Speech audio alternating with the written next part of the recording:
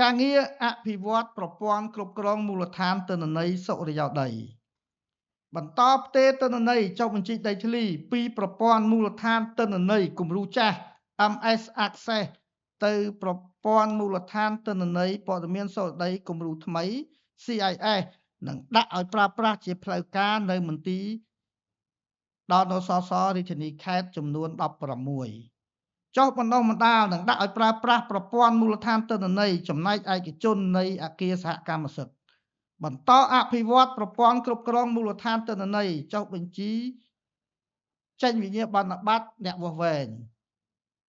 បន្តអភិវឌ្ឍប្រព័ន្ធមូលដ្ឋានទិន្នន័យចុះបញ្ជីដីដោយបន្ថែមព័ត៌មានអំពីសិទ្ធិប្រើប្រាស់និងអាស្រ័យផលបន្តអភិវឌ្ឍ IPA សម្រាប់ភ្ជាប់ជាមួយប្រព័ន្ធអង្គភាពពន្ធដារនិងប្រព័ន្ធបាគង Mini App របស់ធនាគារជាតិបន្តគាំទ្របច្ចេកទេសក្នុងការគ្រប់គ្រងប្រើប្រាស់ប្រព័ន្ធមូលដ្ឋានទិន្នន័យខាងលើនិងការថែទាំសម្ភារៈព័ត៌មានវិទ្យាដល់គ្រប់នាយកដ្ឋានចំណុះអគ្គនាយកដ្ឋានសុដីនិងភូមិសាស្ត្រព្រមទាំងមន្ទីរដល់នសសរាជធានីខេត្ត